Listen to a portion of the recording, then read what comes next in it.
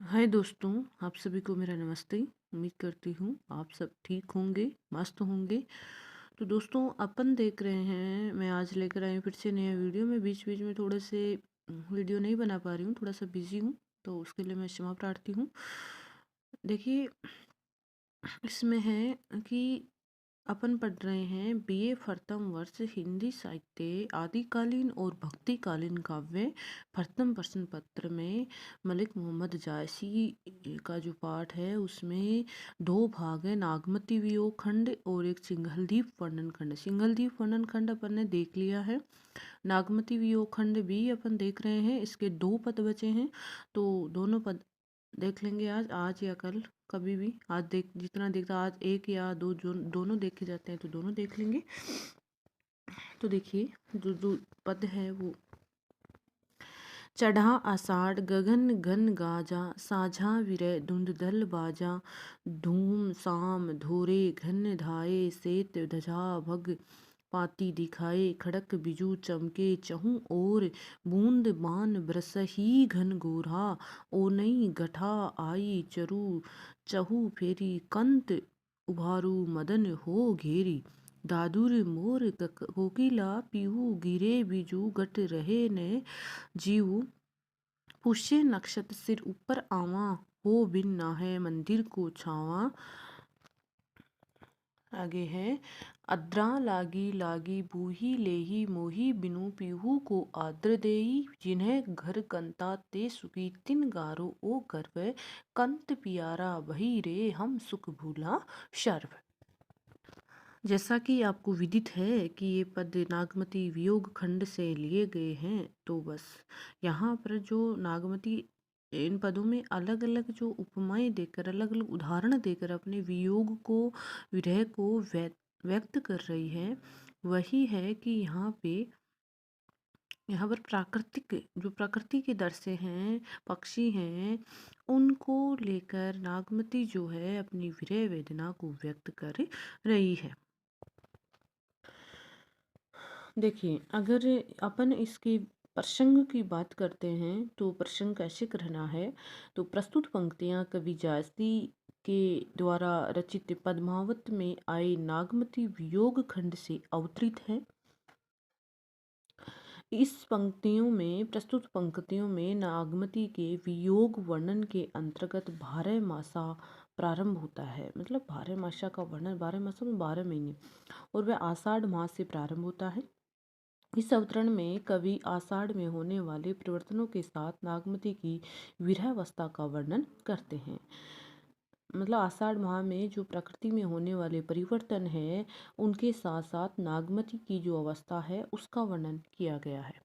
प्रकृति के दृश्य जो हैं उनके साथ साथ इन्होंने जो नागमती की विरह व्यथा है उसका वर्णन किया गया है। तो दोस्तों देखिए, चढ़ा आषाढ़ गगन घन बाजा, साझा बिरह धुंध दल बाजा। दोस्तों, एक बार मुझे अभी 2-3 दिन के जो वीडियो मैंने भेजे हैं आपके पास, उनमें आवाज़ सही आ रही है कि एक बार मुझे कंफर्म करके ज़रूर बताइएगा, क्योंकि आवाज़ की बहुत ज़्यादा प्रॉब्लम रहती है। लेकिन फिर भी अगर आपको अब भी आपको लग रहा है कि आवाज़ में प्रॉब्लम है तो मुझे बताने की कोशिश करना। देखिए, नागमती क्या कह रही है।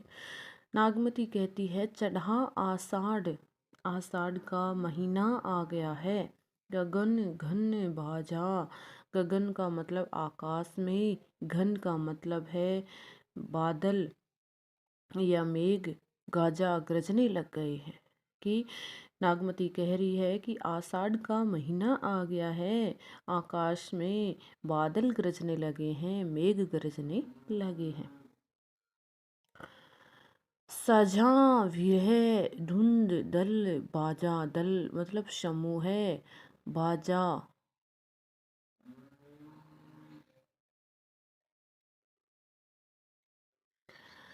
विरह, जो विरह है साझा सुसज्जित हो गया है। धुंध दल बाजा, धुंध युद्ध के लिए।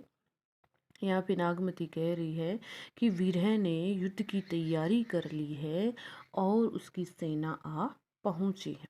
मतलब आषाढ़ का महीना, मैंने बताया ना कि प्राकृतिक दृश्य के साथ साथ यहाँ पे जो नागमती का विरह वर्णन है वो व्यक्त किया गया है। तो नागमती कह रही है, स्वयं कह रही है कि आषाढ़ का महीना आ गया है, आसमान में गगन घन बाजा। गगन घन बाजा मतलब आसमान में जो है बादल बरसने लगे हैं, मेघ गरजने लगे हैं, और जो वीरय है वो सुसज्जित होकर युद्ध के लिए तैयार हो गया है। और जो है उसकी सेना आ पहुंची है। धूम धा साम घोरे धोरे घन आए। धूम का मतलब होता है धुआं, शाम की तरह, धोरे घन, घन का मतलब बादल, घन आए, शाम काले गोरे, धोरे का धोले और शाम का मतलब काले, कि दूहें जैसे रंग के काले और गोरे बादल सैनिकों की तरह आसमान में दौड़ने लगे हैं। धूम सा भी आसमान में जब वर्षा ऋतु होती है तब जैसे अपन देखते हैं बादल जो आसमान में होते हैं वो कालीमा से युक्त और सफ़ेद रंग के होते हैं, दो प्रकार के रंग होते हैं। तो वही बात बता रही है कि विरह के जो सेना है वो जो विरह युद्ध करने के लिए तैयार हो रहा है उसमें धुएं जैसे रंग के काले और गोरे बादल सैनिकों की तरह आकाश में दौड़ने लगे हैं। भाई सैनिक युद्ध में दौड़ते हैं ना, ठीक वैसे ही जब ये जो क्या बोलते हैं बादल जो है वर्षा ऋतु के अंतर्गत इधर से उधर मतलब हवा से चलते रहते हैं, तो उनको देखकर नायिका जो नागमती है वो कह रही है कि ऐसा लग रहा है कि आकाश में धुएं जैसे काले और सफ़ेद रंग के बादल सैनिक के रूप में आकाश में दौड़ने लगे हैं। श्वेत ध्वजा, ध्वजा का मतलब होता है ध्वजा, बग बुगलों की, पाती का मतलब है पंक्ति दिखाई दे रही है श्वेत उनके बीच में, कि उनके बीच में जो सफ़ेद रंग के बगुलों की जो पंक्ति है वो ध्वजा के समान दिखाई देने लगी है। अर्थात आसमान में जब वर्षा ऋतु होती है बादल बन रहे हैं तो आकाश में बगुलों की जो पंक्ति है, और बगुले पंक्ति रूप में उठते हैं कि बगुलों की पंक्ति उड़ रही है, तो उनको देखकर ऐसा लग रहा है मानो वो विरह रूपी युद्ध की सेना का ध्वजा है, सेना का ध्वज है, और वो ध्वजा के समान चमकने लगी है। खड़गू बीज, बिजू, खड़गू खड़क, खड़क का मतलब है तलवार, बीजू बिजली, चमके चमक रही है चहुं ओर। मेघों के बीच में बिजली चमक रही है, कि आसमान में बादलों के बीच में बिजली चमक रही है, तो ऐसा है कि मेघों की जो बिजलियां हैं वो तलवार के समान चमकने लगी है। देखिए मतलब जो विरह है उसको युद्ध के रूप में बता दिया है, और फिर युद्ध के रूप में बता के जो प्राकृतिक चीज़ें हैं, प्राकृतिक जो वस्तुएं हैं उनके से उनका संबंध जोड़ने की कोशिश की गई है। तो अब देखिए आसमान में बिजली चमकती है तो बिजली की तलवार बता दी, बगुले आसमान में उड़ रहे हैं तो उनकी ध्वजा बता दी, और जो बादल हैं वो सफ़ेद रंग के हैं, काले रंग के हैं, तो सैनिकों की तरह दौड़ रहे हैं। बूंद, अब देखिए खड़गू बीजू चमके चमू और आसमान में बिजली चमक रही है जो तलवार के रूप में दिखाई दे रही है, या फिर बिजली रूपी तलवार चारों ओर चारों तरफ चमकने लग गई है। और आगे देखिए बूंद, बूंद का मतलब बूंदी होता है, बाण, बाण होता है ना वो छोड़ने वाला बाण लगता है। वृष ही घन घोरा, घन आसमान में बरसने बरसने लग जाते हैं। अब देखिए बिजली की तो तलवार बता दी, अब देखिए क्या कह रहे हैं कि जो मेघ हैं वो बूंद रूपी बाणों की घनघोर वर्षा करने लग गए हैं। मेघ जो है, बाण किसको बताया, वर्षा की बूंदों को यहाँ पे बाण बता दिया गया है, कि मेघ जो है वो बूंद रूपी बाणों की घनघोर वर्षा करने लग गए हैं। उन्हीं घटा आई चहुं फेरी, उन्हीं घटा जो आसमान में जो घटा है वो चारों तरफ उमड़ कर आ गई है। उन्हीं का मतलब उमड़ कर, चहुं और फेरी, चहुं का मतलब चारों ओर, कि जो घटा है वो उमड़ कर चारों ओर आ गई है। और नागमती जो है वो कातर स्वर में करुणा से युक्त स्वर में पुकार उठती है, कंत। कंत का मतलब है हे प्रियतम, उभारू, मेरी रक्षा करो। मदन, मदन का मतलब कामदेव आएगा और हो घेरी, कि मुझे कामदेव की सेना ने चारों तरफ से घेर लिया है। देखिए कि चारों तरफ से घटा उमड़ कर आ गई है।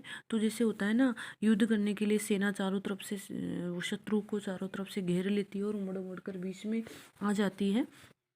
तो यहाँ पर बताया गया है कि आसमान में तो क्या हो रहा है, जो बादल है वो बूंद रूपी बाण जो है वो छोड़ रहे हैं, तलवारें जो बिजली रूपी तलवार चमक रही है, और आसमान में जो ध्वजा है बगुलों के रूप पंक्ति के रूप में ध्वजा चमक रही है, लहरा रही है। तो ये सब नागमती को चारों तरफ घेर लेते हैं। तो नागमती यहाँ कह रही है कि हे प्रियतम, मेरी काम से रक्षा करो, कामदेव से रक्षा करो, क्योंकि उसने मुझे चारों तरफ से घेर लिया है। देखिए कौन है घेरने वाले, दादुर, मेंढक, मोर, कोकिला, मोर, कोकिला, कोयल, पीहू, पपैया, गिरे, बीजू, घट रहे न जीव। देखिए वो क्या कह रही है, नागमती यहाँ कह रही है कि चारों तरफ जो है मेंढक, मोर, कोयल, पपैया शोर मचा रहे हैं। दादुर, मोर, कोकिल, पपैया, ये चारों तरफ जो है वो मेंढक, मोर और कोयल, पपैया शोर मचा रहे हैं। ये जो हैं वो काम के सैनिक हैं, कि जो कामदेव है उसके सैनिक हैं, मेंढक, मोर, कोयल, पपैया, और वो चारों तरफ शोर मतलब मचा रहे हैं। गिरे बिजू, बिजली सी गिरती है, घट रहे न जीहू, हृदय में श्वास नहीं रहती है। कि इन सब का शोर सुनकर या इनके शब्दों को सुनकर मेरे हृदय पर बिजली सी गिरती है, और मेरे जो प्राण हैं वो शरीर को छोड़कर भाग जाना चाहते हैं। बहुत ही शानदार वर्णन है कि दादुर है जो मेंढक, मोर, कोयल, पपैया शोर मचा रहे हैं, और ये कामदेव के सैनिक है, इनके शब्दों को सुनकर मेरे हृदय पर बिजली सी गिर रही है। घट रहे न जीव, और मेरे प्राण जो हैं वो मेरे हृदय शरीर को छोड़कर भाग जाना चाहते हैं। अर्थात इन सभी के जो शब्द हैं वो मेरे लिए, प्राणों के लिए घातक हो रहे हैं। आगे नहीं, पुष्य नक्षत्र सिर ऊपर आवा, हो बिन ना है मंदिर को छावा। आगे वो कह रही है कि हे प्रिय, अब पुष्य नक्षत्र भी सिर पर आ गया है। पुष्य नक्षत्र सिर ऊपर आवा, कि पुष्य नक्षत्र भी अब जो है सिर पर आ गया है, और मैं हो बिनु ना है, ना का मतलब होता है स्वामी, कि मैं बिना स्वामी की हूँ।